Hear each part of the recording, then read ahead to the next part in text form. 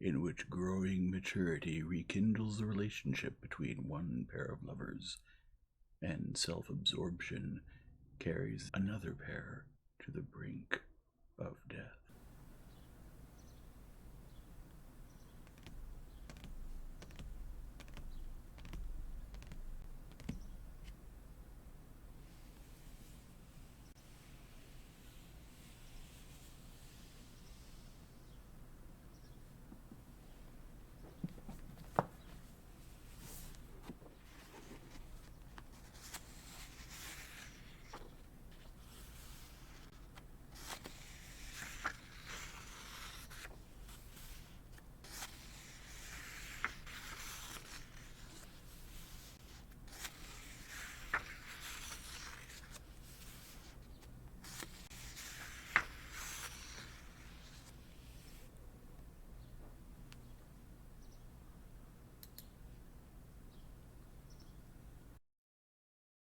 Chapter 4. After meeting Vronsky on his porch, Alexei Alexandrovitch drove, as he had intended, to the Italian Opera. He sat out 2 acts there and saw everything he had to. On returning home, he studied the coat rack attentively, and, observing that no military coat hung there, went to his rooms as usual. But, contrary to his habit, he did not go to bed, but paced up and down his study till 3 o'clock in the morning. The feeling of wrath against his wife, who did not want to observe propriety and fulfill the only condition placed upon her, not to receive her lover at home, left him no peace. She had not fulfilled his request, and he must now carry out his threat, demand a divorce, and take her son from her. He knew all the difficulties connected with this matter, but he had said that he would do it, and now he had to carry out his threat. Countess Lydia Ivanovna had hinted to him that this was the best way out of his situation, and lately the practice of divorce had brought the matter to such perfection that Alexei Alexandrovitch saw a possibility of overcoming the formal difficulties. Besides, misfortunes never come singly, and the cases of the settlement of the racial minorities and the irrigation of the fields in Zaraisk province had brought down on Alexei Alexandrovitch such troubles at work that he had been extremely vexed all the time recently. He did not sleep the entire night, and his wrath, increasing in a sort of enormous progression, by morning had reached the ultimate limits. He dressed hurriedly, and, as if carrying a full cup of wrath, and fearing to spill it, fearing to lose along with it the energy needed for a talk with his wife, went into her room as soon as he knew that she was up. Anna, who thought she knew her husband so well, was struck by his look when he came in. His brow was scowling, and his grim eyes stared straight ahead, avoiding hers. His lips were tightly and contemptuously compressed.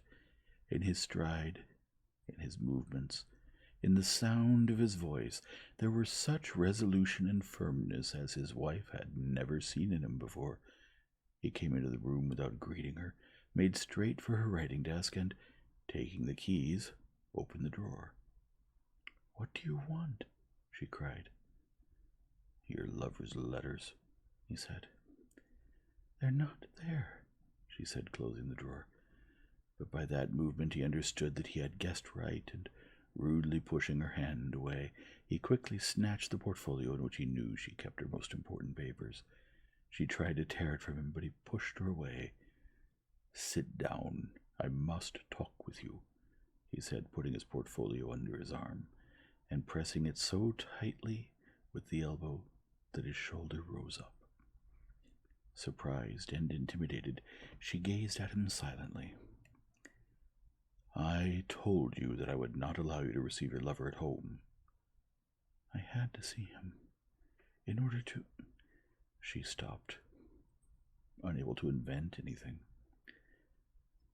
"I will not go into the details of why a woman needs to see her lover.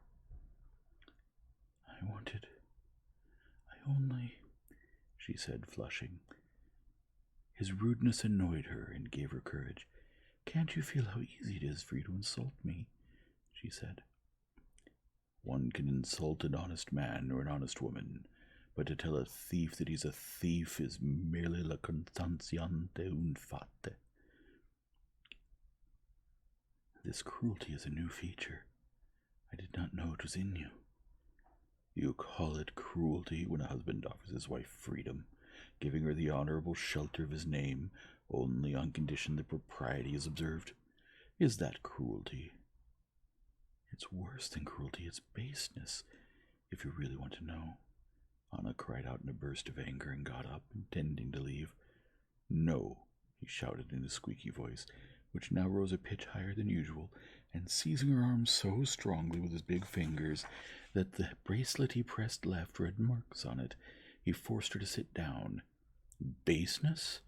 Since you want to use that word, it is baseness to abandon a husband and son for a lover and go on eating the husband's bread. She bowed her head. Not only did she not say what she had said the day before to her lover, that he was her husband and that her husband was superfluous, but she did not even think it. She felt all the justice of his words, and only said softly, "You cannot describe my position as any worse than I myself understand it to be. But why are you saying all this?" "Why am I saying this? Why?" he went on just as wrathfully. "So that you know that since you've not carried out my wish with regard to observing propriety, I shall take measures to bring this situation to an end."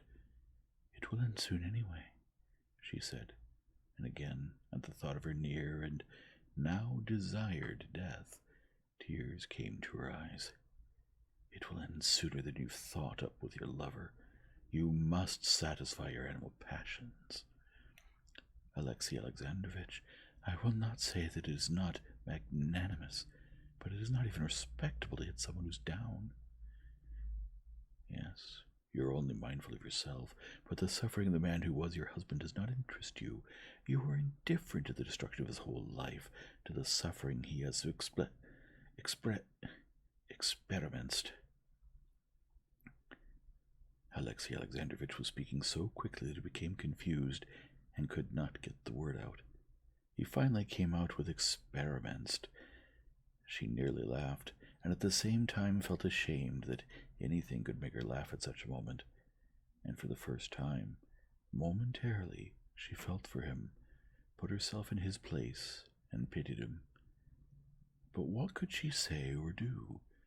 She bowed her head and was silent. He, too, was silent for a while, and then began to speak in a cold and less squeaky voice, emphasizing the arbitrarily chosen words, which had no particular importance. "I've come to tell you," he said. She looked at him. "No, I imagined it," she thought, remembering the look on his face when he stumbled over the word experienced. "No, how can a man with those dull eyes, with that smug calm, feel anything?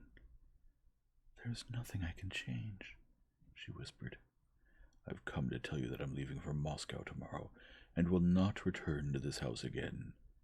And you will be informed of my decision through my lawyer, to whom I shall entrust the matter of the divorce. My son will move to my sister's," Alexey Alexandrovitch said, trying hard to recall what he had wanted to say about the son. "You need Seryozha in order to hurt me," she said, looking at him from under her brows. "You don't love him. Leave me, Seryozha." "Yes, I've even lost my love for my son because he's connected with my loathing for you.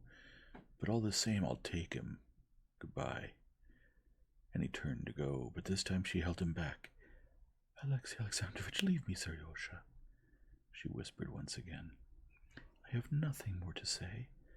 Leave me, Seryozha, till I will give birth soon. Leave him with me." Alexey Alexandrovitch turned red and, tearing his hand from hers, silently left the room.